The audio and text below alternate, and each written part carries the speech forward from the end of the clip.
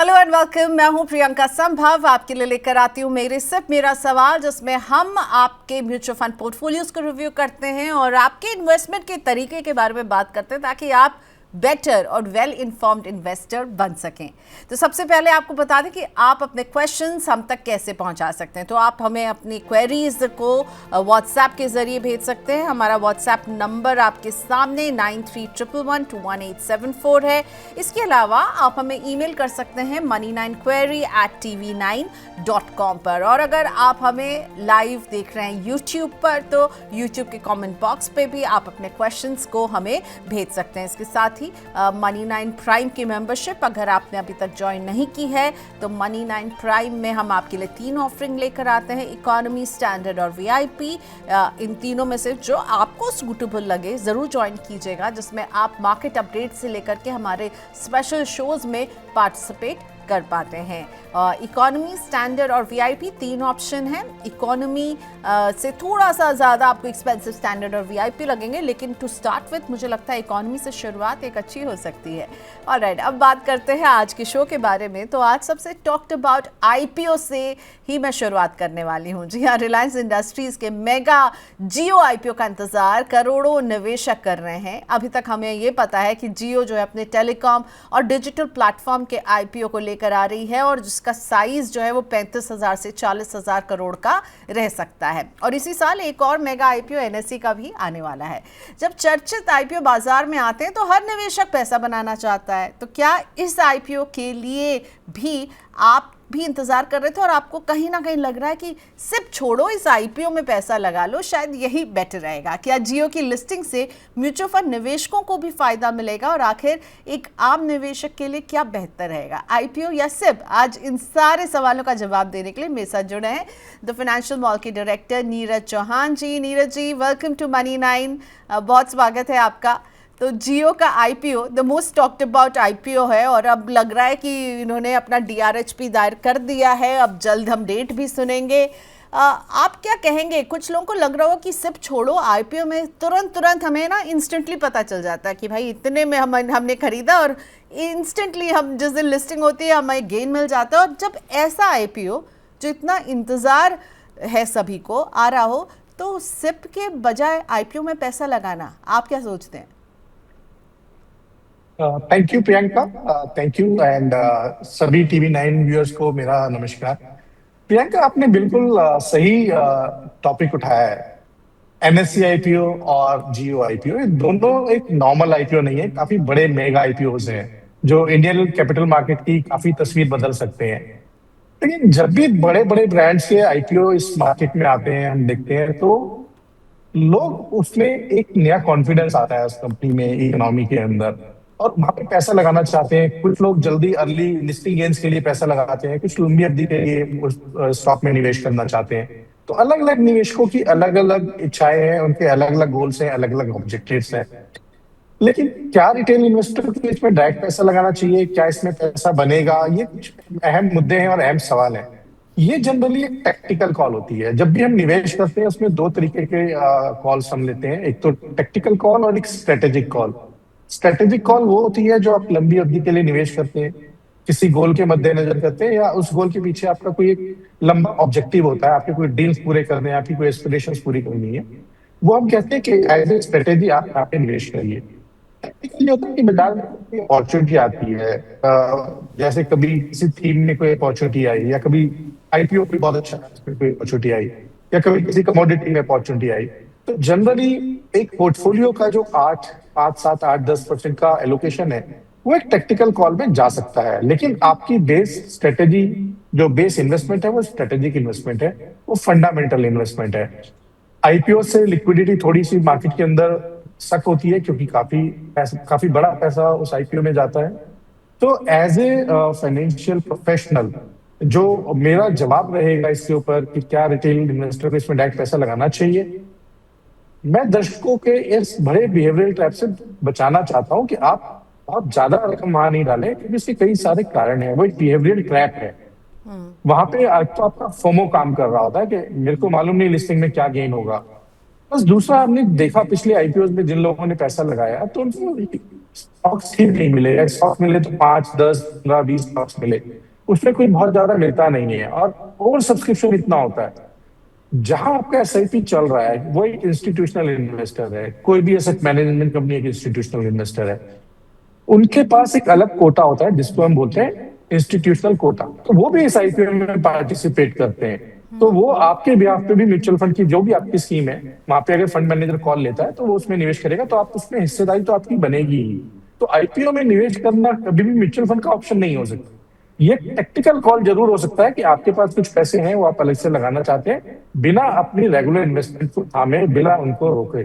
सो IPO एक stock, single stock investment है, risk भी है, आपको मिलेगा अलॉटमेंट नहीं मिलेगा ये भी मालूम नहीं है, टेक्निकल दिक्कतें भी हैं, तो आप अपना वो जो रूट है एसआईपी वाला वो जारी रखिए, उसको डिसकंटिन्यू करके आप निवेश नहीं करें।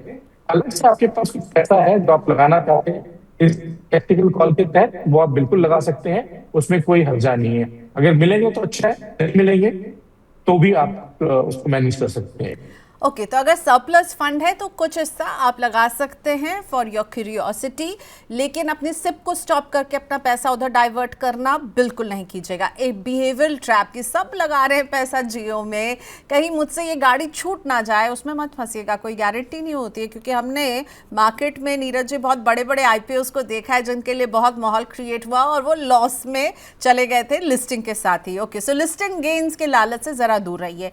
लेकिन आपने बात की इंस्टीट्यूशनल इन्वेस्टर्स होते हैं म्यूचुअल फंड्स, तो ऑलरेडी म्यूचुअल फंड्स जो हैं वो कई जियो प्लेटफॉर्म में जो है वो निवेश कर रहे हैं, और ये लिस्टिंग अगर तगड़ी होती है तो म्यूचुअल फंड्स को फायदा होगा और हम इनके एलोकेशंस को भी बदलते हुए देखेंगे, उनके पास एक और बिजनेस होगा जहां वो पैसा लगा रहे होंगे। आप इसे कैसे देखते हैं? बिल्कुल सही कहा आपने, क्योंकि इंस्टीट्यूशनल इन्वेस्टर का कोटा अच्छा अलग होता है, प्लस साथ ही साथ वो इवेल्युएट करता है उसमें पैसे लगाने से पहले कि मुझे इस आईपीओ में पैसा लगाना है नहीं लगाना है। हमने कई बार ही देखा है बहुत ओवर हाइप, जैसा आपने कहा आईपीओ होते हैं और वो बाद में लास्ट में लिस्टिंग होती है, तो ऐसे आईपीओ में वो जनरली नहीं लगाते हैं, पार्टिसिपेट नहीं करते हैं। तो आपके बिहाफ पे म्यूचुअल फंड का फंड मैनेजर, वो एसेट मैनेजमेंट कंपनी का फंड मैनेजर ये डिसाइड कर रहा है कि मुझे उसमें लगाना है या नहीं लगाना है, और अगर उसको लगता है कि आईपीओ अच्छा है और वो लगा रहा है तो उसको वहां पे निश्चित तौर पे अलग मिलता है, क्योंकि उनका कोटा अलग है, वो आपके NAV में रिफ्लेक्ट करेगा, जो भी उसका लिस्टिंग गेन होगा वो आपको नजर आएगा, तो उसमें बिल्कुल रिफ्लेक्ट करेगा। तो आपको बहुत ज्यादा अपना ध्यान वहां पे विचलित करने की जरूरत नहीं पड़ती है, आपको सोचने की जरूरत नहीं पड़ती है। फिर आप आईपीओ में निवेश करते हैं, फिर आप उसका रिफंड पे इंतजार करते हैं या उसके स्टॉक का अपने डीमैट में इंतजार करते हैं, फिर आपको ये सोचना होता है कि आप इसको लिस्टिंग में बेचेंगे या बाद में बेचेंगे। तो ये सब निर्णय है, वो सब निर्णय आपके बिहाफ पे एक फंड मैनेजर वहां पर ले रहा है। उसको अगर लगता है पोर्टफोलियो में उसका फर्दर एलोकेशन और बढ़ाना है तो बढ़ाता है, उसको लगता है लिस्टिंग गेन लेके बेचना है तो बेचता है। सो हमारे को वो एक निश्चित तौर पे बेहतर विकल्प दिखता है जब हम वो म्यूचुअल फंड रूट से इन्वेस्ट करते हैं, और चाहे वो म्यूचुअल फंड कंपनीज हैं या इंश्योरेंस कंपनीज हैं या और भी इंस्टीट्यूशनल इन्वेस्टर्स हैं, वो सब इन चीजों का फायदा उठाते हैं। तो अल्टीमेटली अगर आप एसआईपी करते हैं और आपके म्यूचुअल फंड मैनेजर जो आपके फंड का मैनेजर से लगता है कि हाँ ये अच्छी जगह है जहाँ पे इन्वेस्ट करना चाहिए, तो आपका पैसा वहाँ लग ही जाएगा, आपको अलग से अपने एक निवेश को रोक करके नहीं जाना चाहिए, राइट? बिल्कुल ठीक बात है जी, बिना अलॉटमेंट के डर के, बिना डायरेक्ट स्टॉक मार्केट के जोखिम लिए आपकी सिंपल 5,000 या 10,000 रुपए की एसआईपी आपको जियो और एनएससी दोनों की लॉन्ग टर्म ग्रोथ का पूरा मुनाफेदार हिस्सा दे देगी। आईपीओ के शोर में आकर अपनी डिसिप्लिन एसआईपी को बिल्कुल मत छेड़िए, बल्कि उसे चलने दीजिए और आपको उसका मुनाफा मिलेगा। अगर किसी के पास लमसम अमाउंट है इन्वेस्ट करने के लिए, क्योंकि हमारे व्यूअर्स भी हमसे हमेशा पूछते हैं कि भाई इतना लमसम है, तो उस लमसम का एक पोर्शन अगर वो चाहें तो क्या आपको लगता है आईपीओ में अप्लाई करना चाहिए उस लमसम अमाउंट को लेकर के? आपकी क्या राय है और कितना हिस्सा आईपीओ में लगाए? अगर किसी के पास लमसम अमाउंट है तो आप उसे कहेंगे डिवाइड कर लो भाई, म्यूचुअल फंड में भी और थोड़ा सा आईपीओ में, जियो के आईपीओ में? देखिए, उस पैसे को पहले ये देखना है क्या वो किसी लॉन्ग टर्म गोल के लिए है या लॉन्ग टर्म गोल के लिए नहीं है, वो एक टेक्निकल कॉल लेने के लिए, कोई शॉर्ट टर्म अपॉर्चुनिटी को मार्केट में एनकैश करने के लिए वो पैसा है। अगर वो आपको शॉर्ट टर्म अपॉर्चुनिटी एनकैश करने के लिए वो पैसा है और आप जोखिम लेने के लिए तैयार है, तो आपको बिल्कुल आईपीओ में लगा लेना चाहिए, उसमें फिर कोई दिक्कत नहीं है। लेकिन अगर वो लॉन्ग टर्म पैसा है और आप उस पैसे से अपना कोई गोल अचीव करना चाहते हैं जो आज 5, 7, 10 साल के बाद है, तो फिर वो पैसा म्यूचुअल फंड में लगा लेना चाहिए। मेरा मानना ये है, क्योंकि जब आप सिंगल स्टॉक में लगाओगे तो आप एक सिंगल स्टॉक का रिस्क भी ले रहे हो, चाहे वो एनएससी का स्टॉक है या वो जियो का स्टॉक है।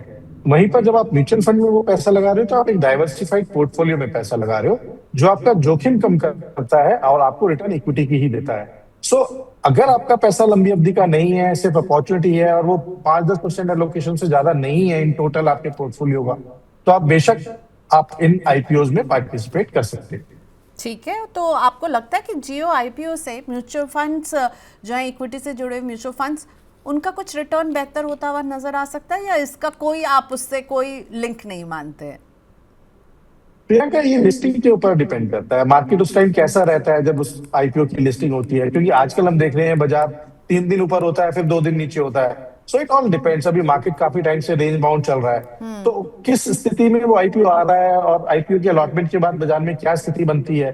क्योंकि आप ये जरूर देखिएगा कि जब ये बड़े आईपीओ आते हैं तो मार्केट से एक लिक्विडिटी सक जरूर होता है, और उस दौरान बाजार बहुत ज्यादा परफॉर्मेंस नहीं देता है, बहुत ज्यादा रिटर्न नहीं देता है, क्योंकि वो पैसा जो फ्लो आ रहा है मार्केट के अंदर वो कहीं ना कहीं इन आईपीओ में डाइवर्ट होता है, और मार्केट का जो फ्लोट है, मार्केट का जो फ्लोट में वो पैसा एब्जॉर्ब हो जाता है। ओके, चलिए अब हम बढ़ते हैं पोर्टफोलियोज की तरफ।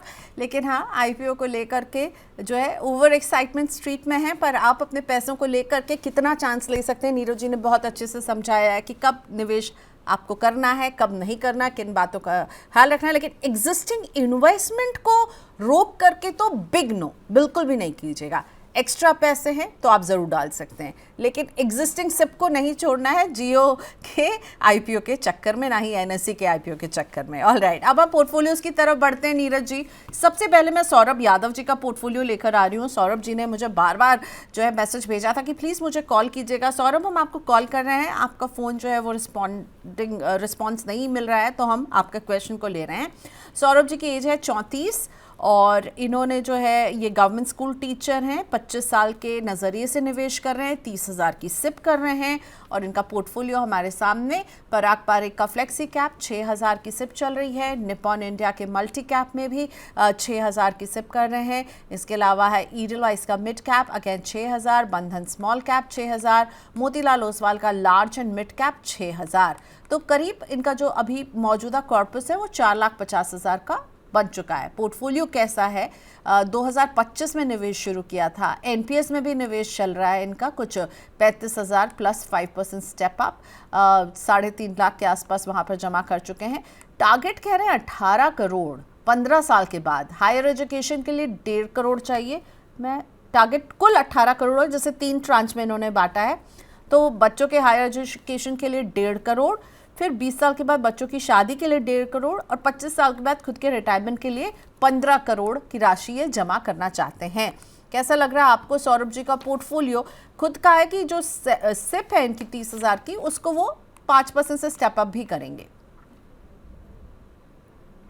देखिए प्रियंका जी, अगर हम इनका मैथ चेक करें, उससे पहले मैं सौरभ जी को बिल्कुल एक बधाई देना चाहूंगा कि एक टीचर, गवर्नमेंट टीचर होने के नाते सौरभ जी का फाइनेंशियल डिसिप्लिन कमाल का है। महीने के 65,000 रुपए सेव करना वाकई में काबिल तारीफ है, और उनका फंड सिलेक्शन जो है, वो चाहे पराग पारिक है या निपॉन मल्टी है, एडलवाइस का मिड कैप फंड है, या बंधन स्मॉल कैप है, ये एकदम क्लीन वेल डाइवर्सिफाइड पोर्टफोलियो है, इसमें कोई तकलीफ नहीं है, अच्छा पोर्टफोलियो है।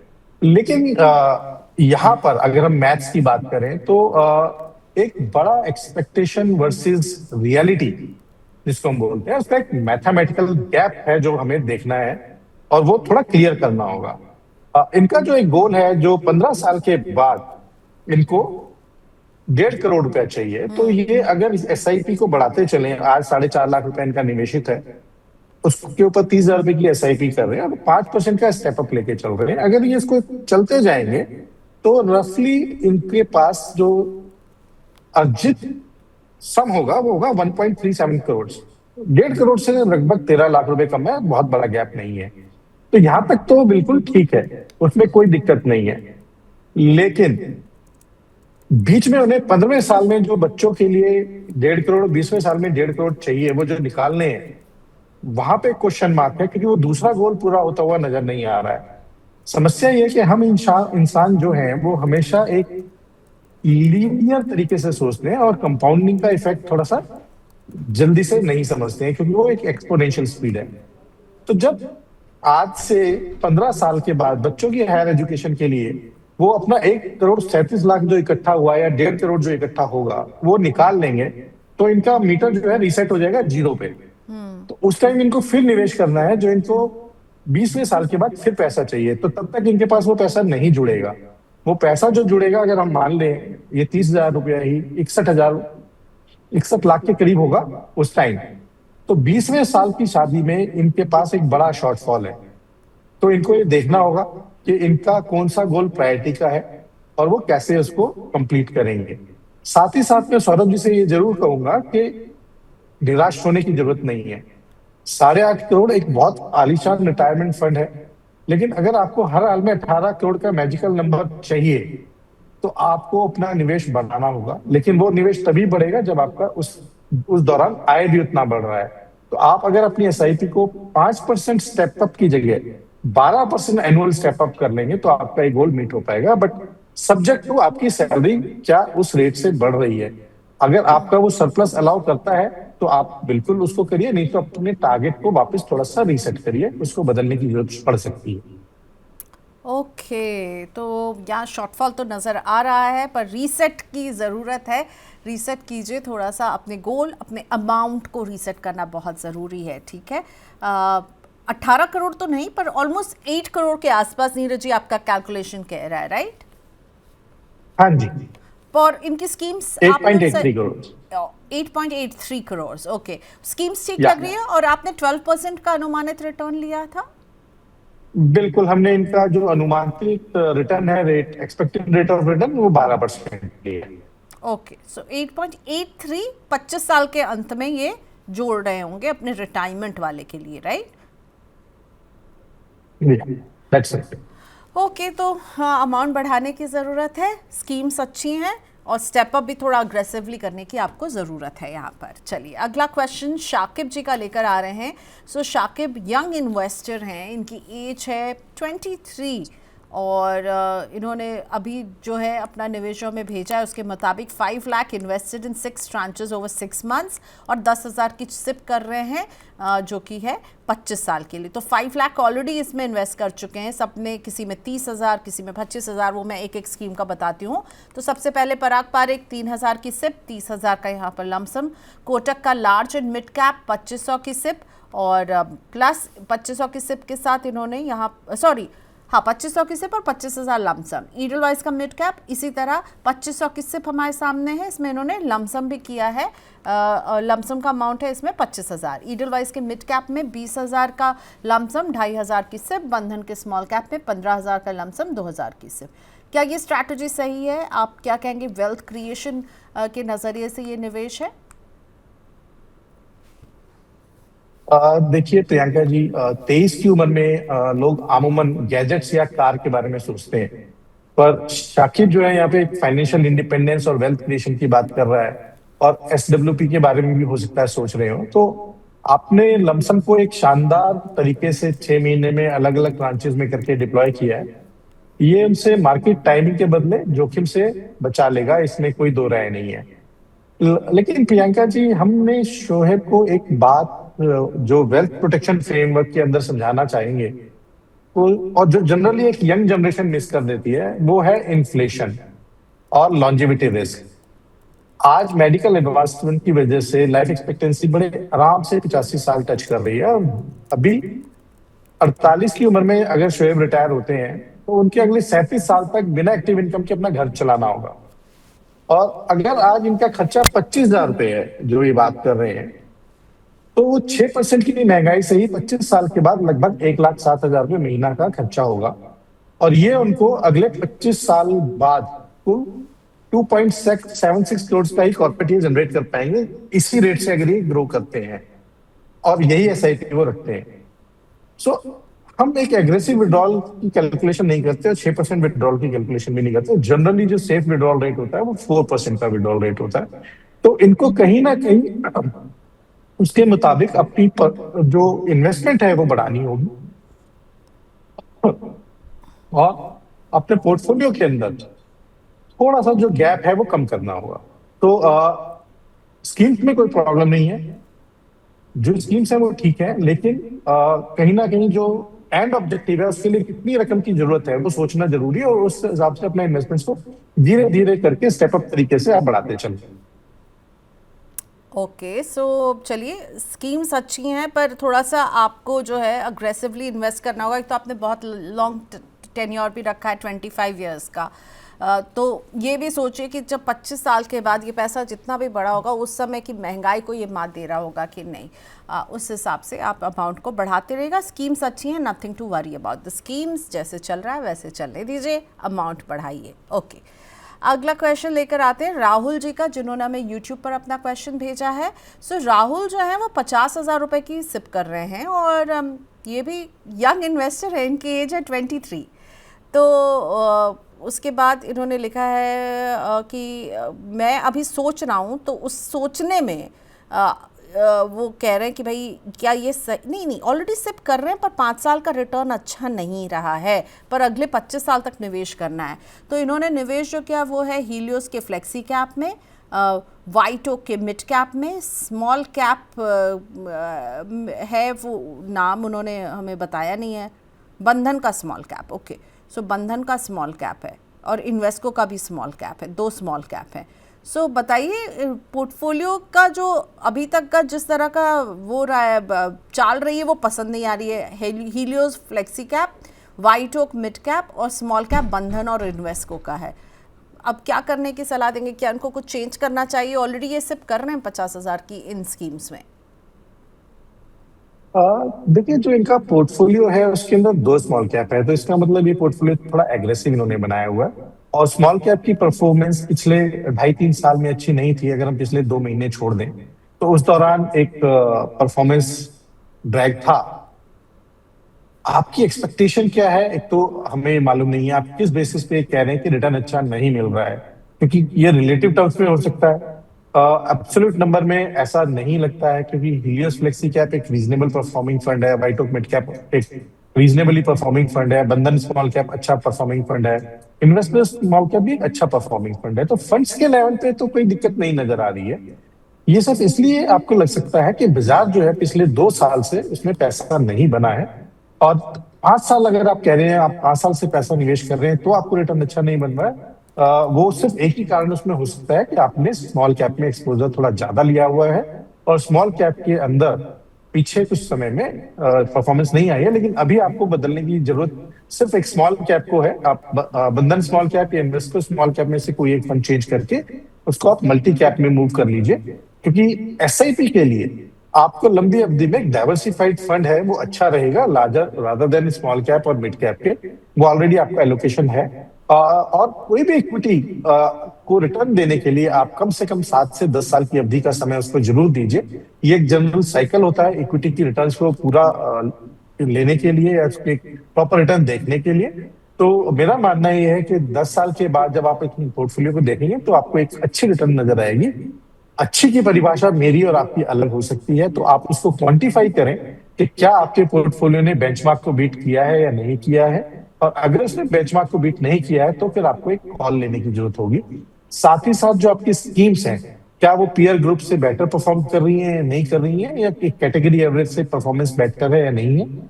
इस मापदंड से आप अपनी स्कीमों को देखिए, एब्सोल्यूट नंबर्स में मत देखिएगा, क्योंकि कई बार एब्सोल्यूट नंबर जब आप देखते हैं वो आपको भ्रमित करते हैं कि मुझे रिटर्न्स नहीं आ रही हैं। लेकिन जब अगर मार्केट की रिटर्न ही नहीं आ रही है तो आपका स्टॉक, आपका जो म्यूचुअल फंड स्कीम है वो भी आपको परफॉर्मेंस बहुत अच्छा नहीं दे पाएगा।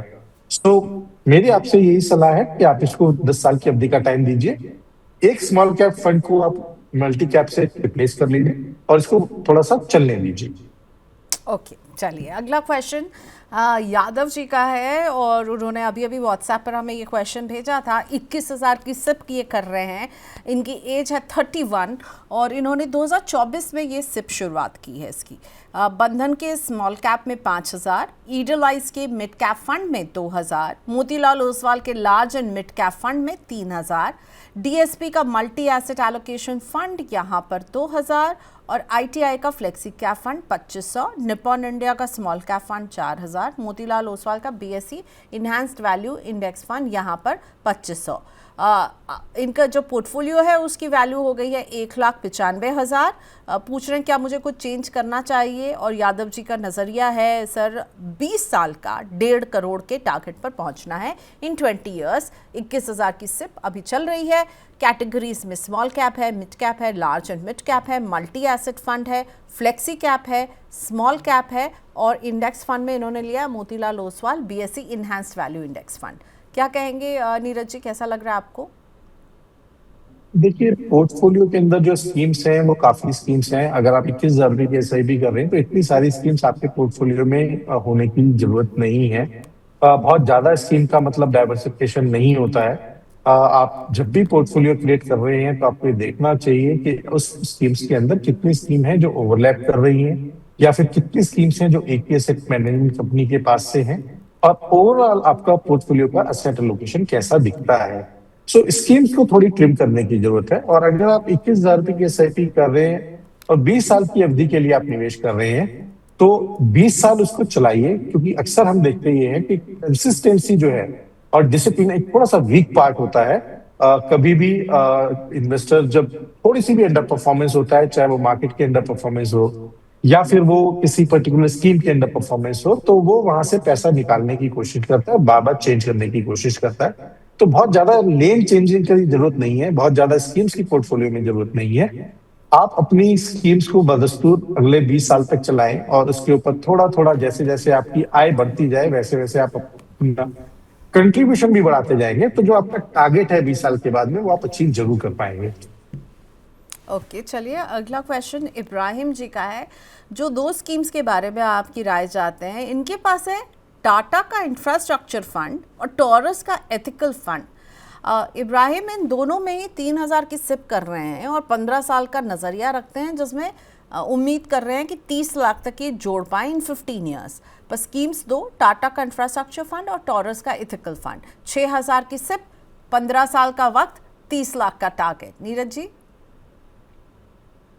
देखिए, जो इनकी स्कीम्स हैं, इंफ्रास्ट्रक्चर फंड बेसिकली एक थीमेटिक फंड है। इसमें एसआईपी अक्सर तौर पे जब हम कहते हैं, और ये बात हमने पहले भी कई बार बोली है, कि जब आप एसआईपी करते हैं तो आप थीमेटिक फंड और सेक्टोरल फंड को अवॉइड कीजिए। आप एक डाइवर्सिफाइड फंड को चूज कीजिए, चाहे वो फ्लेक्सी कैप फंड है, चाहे वो मल्टी कैप फंड है, या फिर वो एनएससी 500 फंड, अगर आप इंडेक्स फंड में जाना चाहते हैं वो फंड है। तो इन तीनों में से कोई भी आप एक कैटेगरी चूज कीजिए अपने निवेश के लिए। इंफ्रास्ट्रक्चर एक थीम है, उसमें कभी पैसा बहुत अच्छा बनेगा और कभी नहीं बनेगा, डाइवर्सिफाइड पोर्टफोलियो नहीं है। दूसरा जो एथिकल फंड है, हो सकता है ये एथिकल फंड इन्होंने जो परचेज किया है because of their religious belief, शरीयत कंप्लायंट की वजह से शायद किया हो, आई एम नॉट श्योर। लेकिन अगर ऐसा नहीं है और वो कोई बंदिश नहीं है, तो there are good funds which are available as compared to this fund. अगर अपने पोर्टफोलियो में एक ये फ्लेक्सी कैप और एक मल्टी कैप रखेंगे तो एक बेहतर विकल्प रहेगा और एक बेहतर रिटर्न से जनरेट करेंगे, जो कि रिस्क एडजस्टेड रिटर्न होगी, और बार बार अपने पोर्टफोलियो में बदलाव करने की जरूरत भी शायद इनको ना पड़े। और अब अगला सवाल आपका जो था कि 6,000 पे निवेश कर रहे हैं और अगले 30 साल के लिए कर रहे हैं, मेरा मानना यह है कि अगर ये 30 साल तक ये निवेश करते हैं तो जो राशि है वो डेफिनेटली जुटा पाएंगे।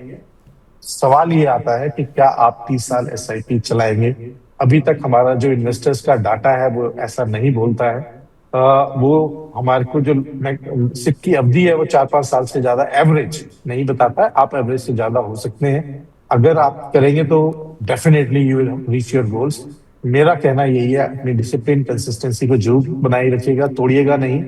फंड को अगर चेंज कर सकते हैं तो कर लीजिएगा। एक फ्लेक्सी कैप कैटेगरी और मल्टी कैप कैटेगरी में आप निवेश कर लीजिए, वो इन दोनों फंड से बेटर रहेंगे।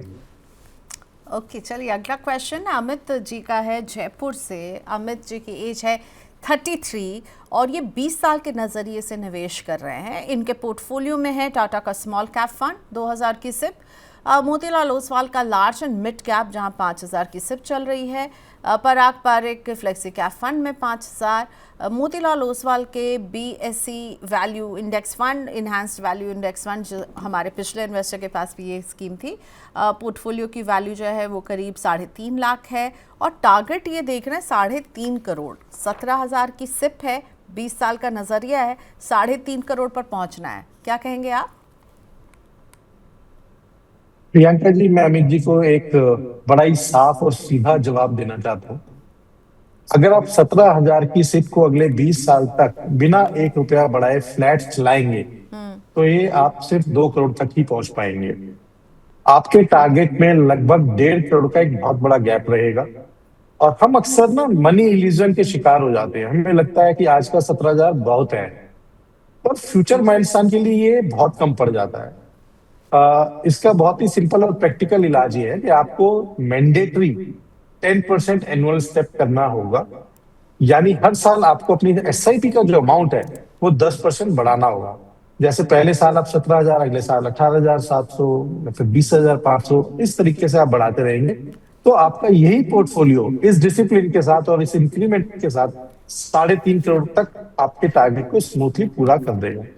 साथ ही इनके पोर्टफोलियो में एक छोटी सी और चैलेंज है, वो ये है कि मोतीलाल ओसवाल का बिजनेस साइकिल वैल्यू फंड रखा हुआ है। अगेन ये थीमेटिक फंड है। हम बार बार यही बात करते हैं कि रोटेशनल रिस्क बहुत ज्यादा होता है, इसमें रिस्क लेने की जरूरत नहीं है। आपको सजेशन ये है कि इसको चेंज कर लीजिए और अपने फंड में फ्लेक्सी कैप या मल्टी कैप को बढ़ा लीजिए और उसके बाद इसमें आप निवेश जारी रखिए।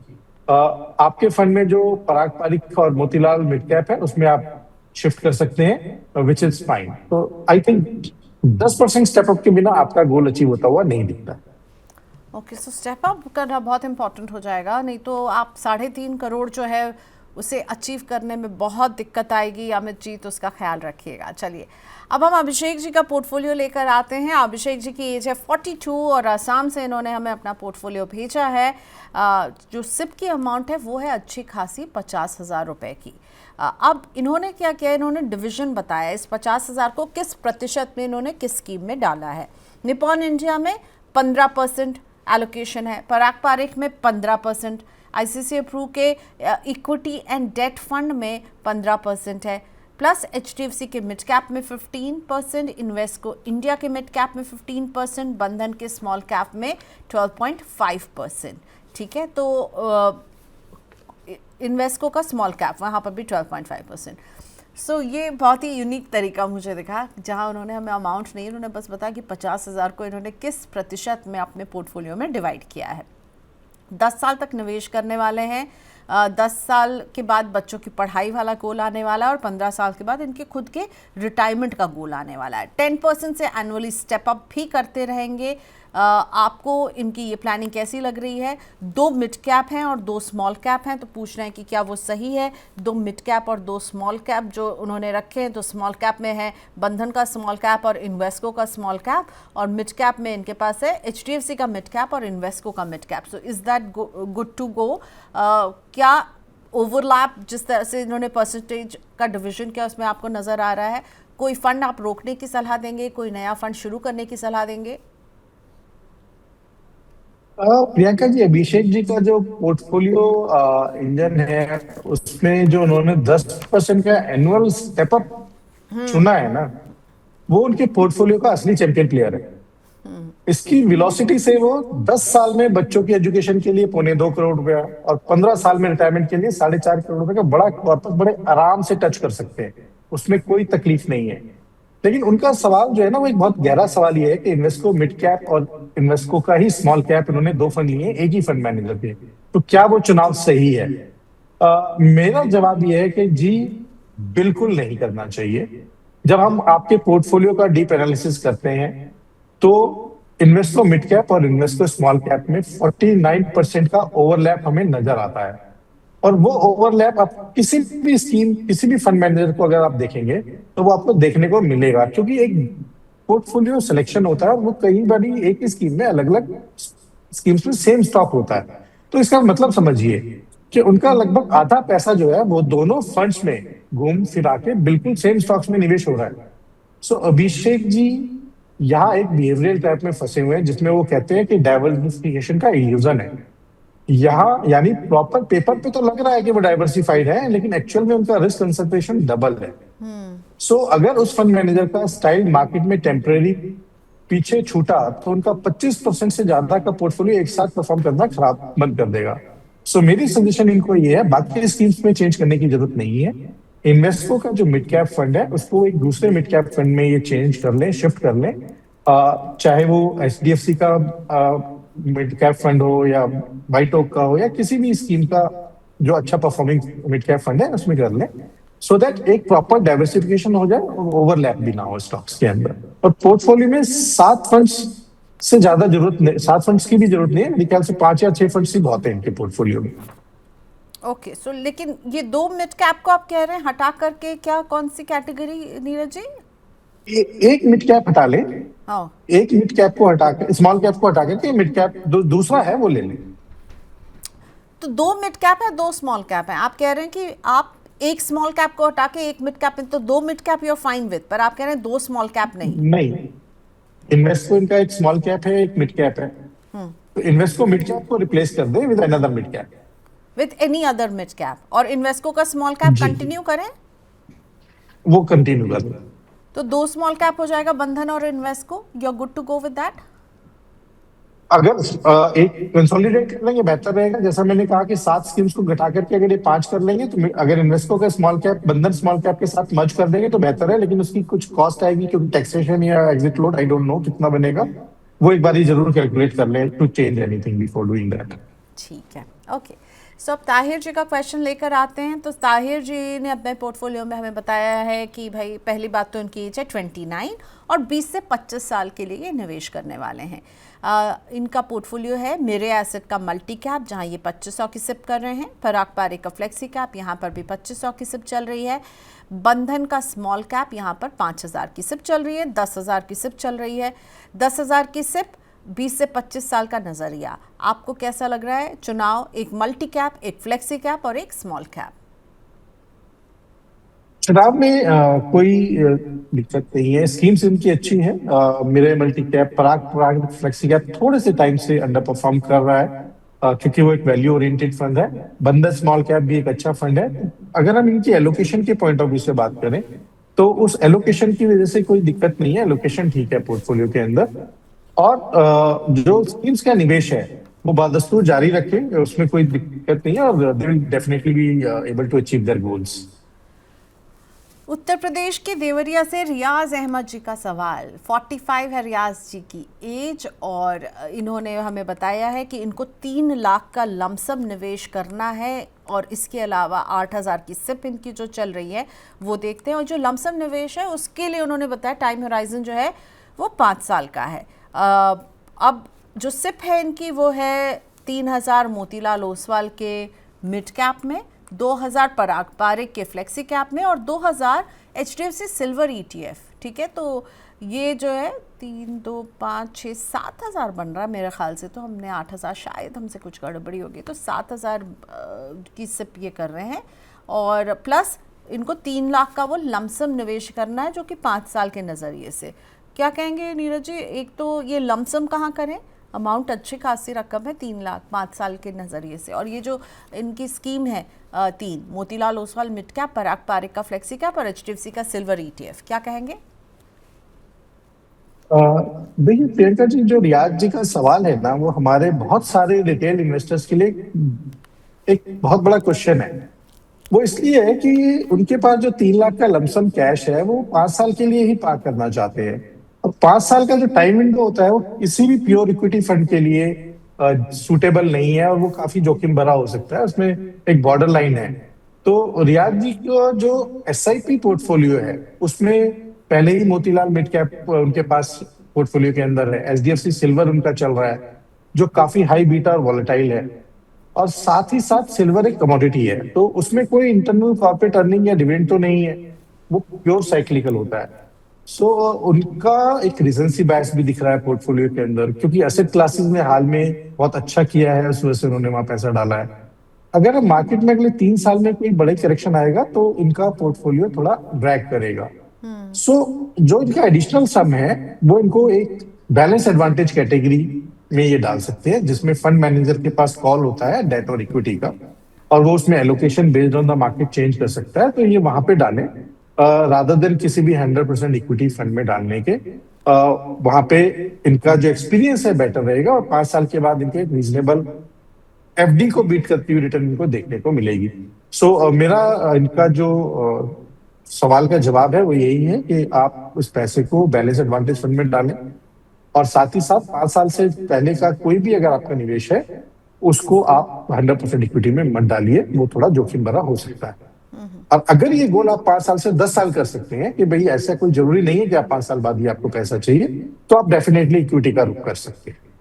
ओके ओके, सो दोनों ऑप्शन आपने बता दिए। अगर आप 5 साल तक ही रहना चाहते हैं, निवेश को रखना चाहते हैं, तो बैफ बैलेंस एडवांटेज फंड, जिसमें इक्विटी और डेट दोनों होता है और फंड मैनेजर इसे मैनेज करते हैं, हाइब्रिड फंड है, और 5 साल से ज़्यादा का समय है तो इक्विटी फंड, एक प्योर इक्विटी फंड एक अच्छा ऑप्शन हो सकता है। इनके सिप पोर्टफोलियो में जो 3 स्कीम है वो उसमें आपको चेंज नहीं करेंगे, वो बिल्कुल सही है। मिड कैप है, फ्लेक्सी कैप है और HDFC सिल्वर ETF। नहीं, मेरा इनको सुझाव ये रहेगा कि एचडीएफसी का जो सिल्वर है उसको वो यही रोक दें, उसकी जगह एसआईपी जो करना है वो एक इक्विटी फंड में करें, एक डाइवर्सिफाइड फंड में करें। अगर इनको कमोडिटी का एक्सपोजर लेना है तो वो एक मल्टी एसेट फंड के थ्रू ले लें, जिसमें गोल्ड और सिल्वर दोनों का एक्सपोजर इनको मिल जाएगा। वो ज्यादा बेहतर विकल्प है, इंस्टेड ऑफ आप एक सिल्वर में आप अपना एसआईपी जारी रखें। तो मेरा आपको यही सुझाव है कि आप एचडीएफसी का जो सिल्वर ईटीएफ है वो एसआईपी रोक दीजिए और उसको मल्टी एसेट में कर दीजिए, या फिर एक डाइवर्सिफाइड इक्विटी फंड में करिए अगर आपको कमोडिटी नहीं चाहिए पोर्टफोलियो में। ओके नीरज सर, आपने कहा कि 5 साल का नजरिया लमसम को पार्क करने का, तो एक बैफ फंड चुनिए, और 5 साल से ज़्यादा तो एक प्योर इक्विटी फंड चुनिए। 3 लाख जो उनको लमसम करना है, तो अगर किसी के पास, रियाज जी के लिए नहीं और भी कोई होगा जो जानना चाहेगा कि 3 लाख का लमसम करना है और 5 साल से ज़्यादा का समय, आपने कहा आप एक डाइवर्सिफाइड इक्विटी फंड चुन सकते हैं, तो आपके नज़रिए में कौन सी वो स्कीम हो सकती है, कौन सी कैटेगरी की स्कीम हो सकती है? देखिए, वो फ्लेक्सी कैप और मल्टी कैप ये दोनों बहुत अच्छी कैटेगरीज हैं जिसमें आप निवेश कर सकते हैं। फ्लेक्सी कैप में फंड मैनेजर के पास बैंडविड्थ ज्यादा होती है लार्ज, मिड और स्मॉल में मूव करने की, जबकि मल्टी कैप में मिनिमम 25% हर कैटेगरी में फंड मैनेजर को रखना है, और उसके पास सिर्फ 25% का जो बैलेंस है उसी का लीवे होता है, वो किसमें एक्सपोजर बढ़ाना चाहता है। साथ ही साथ देखना ये है, प्रैक्टिकली जो हमने देखा है, काफी फ्लेक्सी कैप जो है वो क्वासी लार्ज कैप है, उसमें मेजर कंपोनेंट वो लार्ज कैप का रखते हैं और मिड और स्मॉल थोड़ा कम रखते हैं। तो उसमें एक स्कीम सिलेक्शन थोड़ा सा ध्यान से करना होता है, बेसिस आपको अगर एक रीजनेबल फ्लेक्सी कैप चाहिए। और मल्टी कैप में एज आई सेड कि 25% तो तीनों लार्ज, मिड और स्मॉल में आपका रहेगा ही, 25% का लीव है। तो फ्लेक्सी कैप और मल्टी कैप ये 2 कैटेगरी है। अगर आपका अवधि जो है वो 5-6 साल से ज्यादा का है जिसमें आप निवेश कर सकते हैं, और आज के बाजार में अगर आप निवेश करते हैं तो उसको थोड़ा आप स्टैगर करके निवेश कर सकते हैं, वो एसटीपी के रूप से आप निवेश कर सकते हैं ताकि जोखिम थोड़ा कम हो जाए। ओके चलिए, तो अब हम बात करने वाले हैं मोहम्मद अफगान अली जी से। वो काफ़ी समय से फ़ोन पर होल्ड कर रहे हैं, हो बने हुए हों, मुंबई से हैं। नमस्ते अफगान जी, कैसे हैं आप? जी, मोहम्मद अफगान अली बोल रहा हूँ मुंबई से। अच्छा है मैम, आप लोग कैसे हैं? बढ़िया। क्या करते हैं आप अफगान जी? जी मैम, ये गारमेंट में कटिंग मास्टर हूँ मैं। ओके, कटिंग मास्टर हैं। तो ये निवेश कितना पुराना है आपका मास्टर जी? करीब मेरा ये मैम चल रहा है 2022 से, कुछ 5000 के आसपास था। अभी मैंने करीब 2025 से कुछ और अमाउंट बढ़ाया है, तो आपको मैं भेजा है। बहुत बढ़िया, 14,000 रुपए के आप सिप कर रहे हैं, क्या बात है। आपका पोर्टफोलियो पढ़ रहे हैं, उसके बाद आप खुद भी सवाल पूछ सकते हैं। एक्सिस का लार्ज कैप 2000 की सिप कर रहे हैं आप, एक्सिस के मिड कैप में भी 2000, पराग पारिक के फ्लेक्सी कैप में 2000, बंधन के स्मॉल कैप में 2000 कर रहे हैं, और Tata gold ETF fund of fund में 2000, SBI का ये हेल्थ केयर अपॉर्चुनिटीज़ फंड है, यहाँ पर 1000, LIC का कोई इंडेक्स प्लस, ये शायद यूलिप प्लान है क्या, या LIC का कोई म्यूचुअल फंड होगा जो इंडेक्स में कर रहा है। ओके, तो ये यहाँ पर 3000 LIC इंडेक्स प्लस में। 15 साल का नज़रिया है, 1 करोड़ पर पहुंचना है, और अभी अफगान जी की एज है 40। अफगान जी, नीरज चौहान मेरे साथ हैं, आज हमारे एक्सपर्ट हैं। आप इनसे कुछ अगर और पूछना चाहें, आपके पोर्टफोलियो को तो वो रिव्यू करेंगे ही, कोई और सवाल हो तो पूछ लें। जी बिल्कुल। नमस्ते सर। नमस्कार नमस्कार अफगान जी, बताइए। सर मेरा जो ये सर LIC का जो ये इंडेक्स प्लस है सर, ये मैंने गलत चूज कर लिया है क्या सर? आपकी आवाज थोड़ी कम आ LIC रही का है, क्या जो बोल रहे इंडेक्स हैं? वो LIC का जो इंडेक्स प्लस है ना, उसी के बारे में पूछ रहे हैं कि क्या ये गलत चूज कर लिया इन्होंने, इनके पोर्टफोलियो में क्या ये मिसफिट है, और अदरवाइज भी इनके ओवरऑल पोर्टफोलियो को भी एक बार नजर डालिए। और LIC इंडेक्स प्लस पर एक फोकस्ड क्वेश्चन है। जी बिल्कुल। ये जो आपने LIC का इंडेक्स प्लस फंड लिया है, ये मेरा मानना ये है कि आपने कोई इंश्योरेंस पॉलिसी खरीदी है यूलिप के नाम से। क्या ये इंश्योरेंस पॉलिसी है टर्म लाइफ अफगान जी? इंश्योरेंस है सर, मैं पहले से ले चुका हूँ सर, 50 लाख का है ओ, टर्म लाइफ इंश्योरेंस बजाज का। और बजाज का ही हेल्थ इंश्योरेंस भी है सर मेरा 10 लाख का तो करीब ये आसपास, पूरे LIC फैमिली का। इंडेक्स प्लस जो है ये म्यूचुअल फंड है या कोई यूलिप प्लान है? यूलिप प्लान है मैम। वो LIC वाले मेरे को कॉल कर रहे थे, हाँ, वो बार बार कॉल कर रहे, तो मैंने ले लिया उनके बात क्यों में लिया? आकर के ऐसा। क्यों लिया? बार बार कॉल कर रहे थे आप? अभी यही समझ में नहीं आ रहा है कि क्या करूँ इसका। क्योंकि अब तो इसको पैसा लौटाएंगे तो पैसा कट भी जाएगा। जी बिल्कुल। यूलिप में तो ऐसा ही होता है, तो वो मुझे फ्रंट में ऐसा वो रहता है कि आप पैसे अगर 3 साल या कुछ एक टाइम पीरियड पे लौटाते हैं तो वो बहुत मोटी रकम काट लेते हैं। वही मैं भी वहीं पर अटकी, आप भी वहीं पर अटके हुए हैं। और ये देखिए, बस आपको कॉल किए जा रहे थे तो आप क्यों आपने खरीदा? आपको ज़रूरत नहीं थी, आपके पास आप बता रहे हो लाइफ इंश्योरेंस है, हेल्थ इंश्योरेंस है, क्यों लिया आपने? जी। ओके, इसका तो कितना जवाब टाइम हुआ आपको लिए? मैडम इसके लिए ये करीब मैं फरवरी में चालू किया था, ये 2026 तो फरवरी से ही देखिए चालू। अफगान जी, अभी आपके पास अगर फरवरी 2026 में आपने ये लिया है, तो आपको अभी आपके पास ऑप्शन ही नहीं है इसको कुछ भी करने की। 5 साल से पहले आप पॉलिसी को सरेंडर नहीं कर सकते हैं। 5 साल तो आपको ये पॉलिसी चलाना ही रहेगा।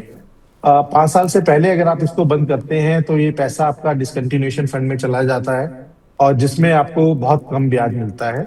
सो अभी आप 5 साल तो इस स्कीम को चलाइए, क्योंकि आपके पास कोई भी और रास्ता नहीं है। तो इसमें हम बहुत ज्यादा कुछ नहीं कर सकते हैं। जो आपका बाकी पोर्टफोलियो की आप बात कर रहे थे कि आपका एक्सिस लार्ज कैप है, मेरा मानना ये है कि आपको एक्सिस लार्ज कैप थोड़ा सा चेंज करना चाहिए। मिड कैप आप एक्सिस में बने रहें, पराग पारिक फ्लेक्सी कैप में आप बने रहें, बंधन के स्मॉल कैप में आप बने रहें। जो आपका SBI का हेल्थ केयर फंड है, हम हेल्थ केयर फंड या किसी भी सेक्टरल फंड या थीमेटिक फंड के अंदर ये राय नहीं देते कि आप उसके अंदर अपनी SIP करें। ये एक टेक्निकल कॉल होती है, ये एक लमसम पैसा जब कोई अपॉर्चुनिटी आती है तब डालना होता है शॉर्ट टर्म के लिए, और जब वो अपॉर्चुनिटी जाती हुई दिखती है तो वहां से निकालना होता है। अक्सर तौर पे निवेशक के लिए डाइवर्सिफाइड फंड्स जो है वो ज्यादा बेहतर रहते हैं। तो आप एक्सिस का जो लार्ज कैप फंड का पैसा है और SBI का हेल्थ का जो पैसा है, वो दोनों अगर SIP को रोक करके एक मल्टी कैप फंड में पैसा डाल देंगे तो आपका पोर्टफोलियो ज्यादा बेहतर रहेगा। उसको आप एक तो चेंज कर लीजिए। जो आपका गोल्ड ETF है, आप गोल्ड में कंटिन्यू करना चाहते हैं, रफली 2,000 पे आपका SIP वहां पर जा रहा है, विच इज रफली 16% ऑफ आपका पोर्टफोलियो। मेरा मानना ये है कि अगर आप इस फंड को भी कमोडिटी फंड में मूव कर लेंगे तो ज्यादा बेहतर रहेगा, क्योंकि खाली एक कमोडिटी के अंदर जब आप SIP करते हैं, लॉन्ग टर्म जो रिटर्न्स हैं वो कंपैरेटिवली रिस्क एडजस्टेड एक मल्टी एसेट से कम रह सकती हैं। सो आप का कॉल ये जरूर आपको देखना है कि आप गोल्ड फंड में बदस्तूर जारी रखना चाहते हैं अनटिल अनलेस इसका कोई ऑब्जेक्टिव नहीं है। अगर आप ये लड़की की शादी के लिए ये रकम इकट्ठी करना चाह रहे हैं, या बेटी बेटे की शादी किसी के लिए भी, कि भाई उस टाइम आप जेवरात ले लें इसको बेचकर, तो एक अलग ऑप्शन है। सिर्फ पोर्टफोलियो के मद्देनजर अगर हम देखें तो मल्टी एसेट फंड एक बेटर चॉइस रहेगी। सो मेरी राय आपको ये है कि एक्सिस लार्ज कैप और SBI हेल्थ को तो डेफिनेटली आप मल्टी कैप में मूव कर लें। जो गोल्ड है उसमें आप कॉल ले सकते हैं। LIC में अभी हम कुछ नहीं कर सकते हैं, 5 साल तक तो आपको जारी रखनी पड़ेगी। ओके, सो फंड में स्कीम लेवल पे तो कंसोलिडेशन आपको बता दिया नीरज जी ने, लेकिन नीरज जी मुझे लगता है ये यूलिप जिस तरह से बेचा जा रहा है, बताइए वो 5 साल के पहले तो उसे लौटा, ही इज एक्चुअली वो स्टक हो गए हैं उसके साथ, और वो खुद रियलाइज भी कर रहे हैं, तभी उस पर उन्होंने पर्टिकुलर सवाल भी पूछा। ये मिस सेलिंग जो है वो रुकने का नाम नहीं ले रही है। देखिए ये एक समस्या है हमारे देश में। अब वो चाहे वो कोई एडवाइजर है या कोई बैंक का है या कोई इंस्टीट्यूशन है, जनरली यूलिप बहुत ज्यादा फोर्सफुली पिच की जाती है। जब भी कोई इसमें निवेश करे तो उसको जरूर ये देखना चाहिए कि उसका लॉक इन पीरियड क्या है। अक्सर तौर पे एक नॉर्मल यूलिप का लॉक इन 5 साल होता है। उसमें फंड मैनेजमेंट चार्जेस क्या हैं, उसमें एलोकेशन चार्जेस क्या हैं, उसमें मॉर्टेलिटी रेट्स कितना कटने वाला है, ये सब इन्वेस्टर को पता होने के बाद ही वो उसमें अगर निवेश करे, जानने के बाद तो करे। अदरवाइज आपको साधारण तौर पे निवेश को अलग रखना चाहिए और आपका रिस्क कवरेज को अलग रखना चाहिए। तो रिस्क कवरेज के पॉइंट ऑफ व्यू से यहाँ पे जैसे अफगान जी ने कहा कि उन्होंने ऑलरेडी एक 50 लाख की पॉलिसी अलग से ली हुई है, तो इस पॉलिसी का कोई औचित्य बनता नहीं था। हेल्थ इंश्योरेंस भी इन्होंने अलग से लिया हुआ है, तो फिर इसकी जरूरत नहीं थी। ये एक फोर्स्ड सेल है जो इन्होंने ली जानबूझ के, और उसके बाद आज हम कुछ नहीं कर सकते हैं। जो एक फ्री लुक पीरियड होता है, अगर with in free look period भी होता तो शायद हम कुछ कर पाते हैं, बट एज ऑफ नाउ तो कुछ नहीं कर सकते। और ऐसे बहुत सारे निवेशक हैं। और ये आपका कहना सही है। कहीं ना कहीं हमने ये भी पाया है कि कुछ फ्री बीज कहीं से मिलते हैं, कुछ बैंक्स ऑफर करते हैं, कोई कार्ड का लुभावना ऑफर देता है, कोई लॉकर के लिए मैंडेटरी इंश्योरेंस लेने की बात करता है। ये सब रॉन्ग सेल्स बाजार में हमें देखने को मिलती हैं, और जान करके इन्वेस्टर को मालूम है मुझे प्रोडक्ट नहीं लेना है, फिर भी वो उसमें जाकर के निवेश करता है। तो इसको हम ऑब्लिगेटरी सेल ज्यादा बोलते हैं, नीड बेस्ड सेल्स कम बोलते हैं। एब्सोल्युटली। और वही हम देख रहे हैं अफगान जी के केस में। और देखिए 5 साल तक स्टक हो गए, वो नहीं चाहते हुए भी वो स्टक हो गए हैं इस यूलिप प्लान के साथ। अगला क्वेश्चन मैं अमित जी का पिक कर रही हूँ यूट्यूब से लाइव, और इन्होंने बताया कि ये पराग पारी के फ्लेक्सी कैप में 6000 की सिप कर रहे हैं, HDFC के फ्लेक्सी कैप में भी 6000 की सिप कर रहे हैं, और HDFC के मिड कैप में 4000 की सिप कर रहे हैं।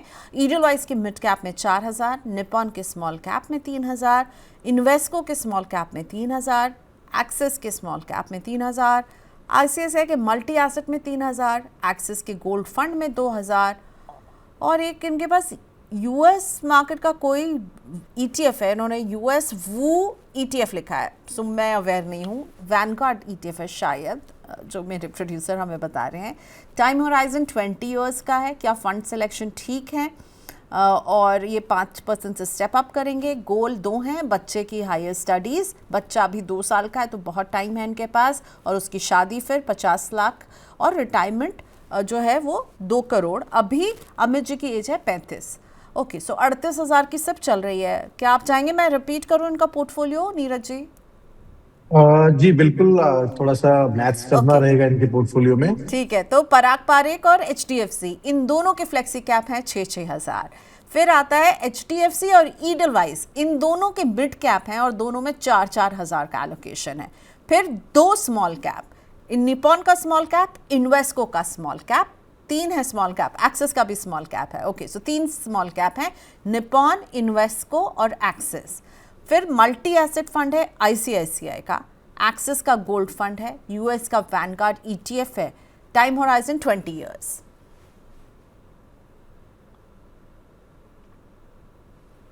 देखिए पोर्टफोलियो बहुत ज्यादा डाइवर्सिफाइड है।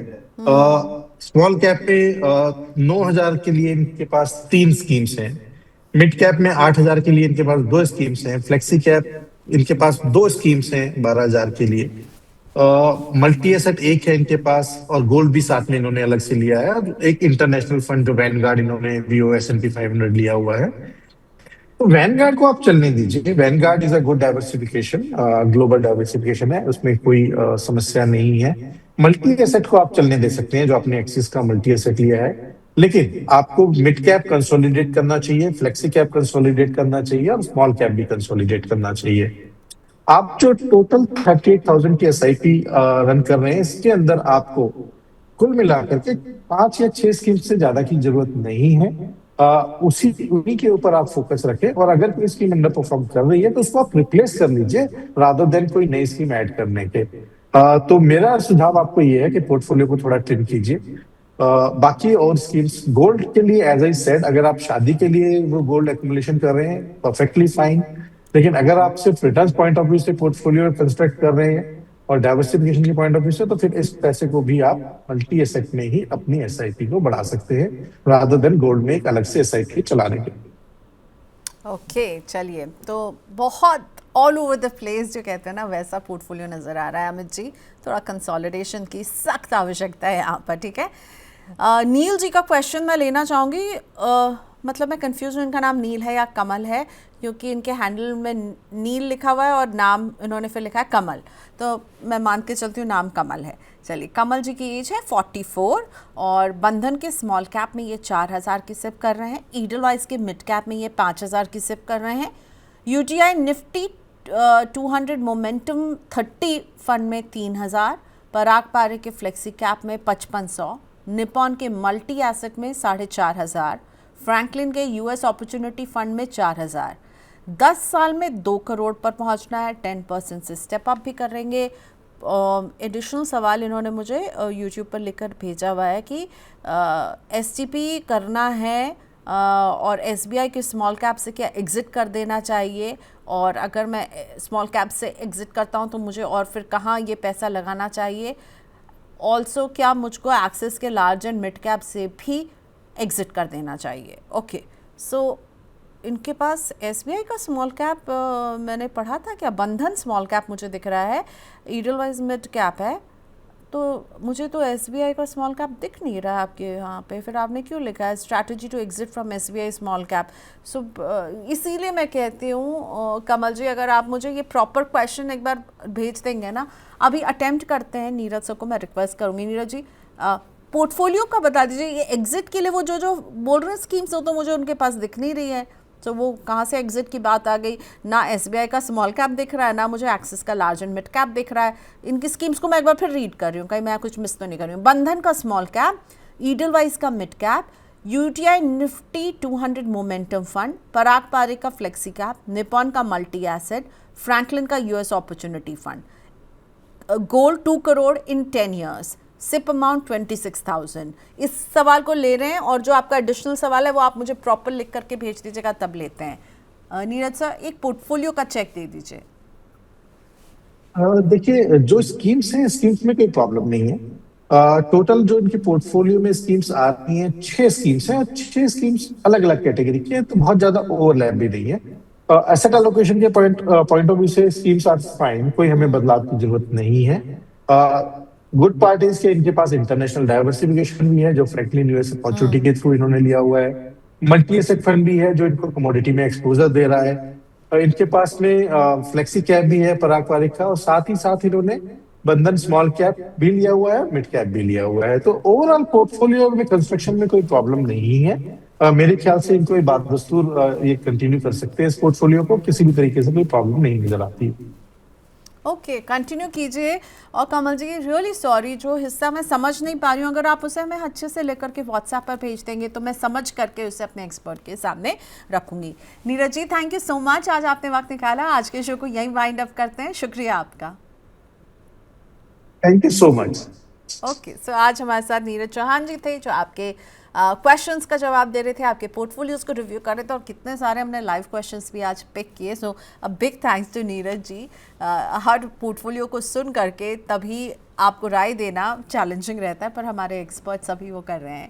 आप अपने क्वेश्चंस हमें भेजते रहिए। जैसे अभी कमल जी, मैं आपके क्वेश्चन में कंफ्यूज हो रही थी, तो हमारा व्हाट्सएप नंबर और ईमेल आईडी ये रहा आपके सामने। एक स्क्रीनशॉट ले लीजिए और इस पर भेजिए अपना question. WhatsApp number 9311121874, email ID money9query@tv9.com है। क्योंकि देखिए, यूट्यूब में स्पेस जो है ना, कमेंट बॉक्स में हमें लिमिटेड ही मिलता है, उसमें आप कितना लंबा क्वेश्चन लिख पाएंगे। इनमें भेजिए लंबे लंबे क्वेश्चन, हम उनको शामिल करेंगे। चलिए, आज के शो में यही हम इजाज़त लेते हैं, कल होती है मुलाकात। Bye bye.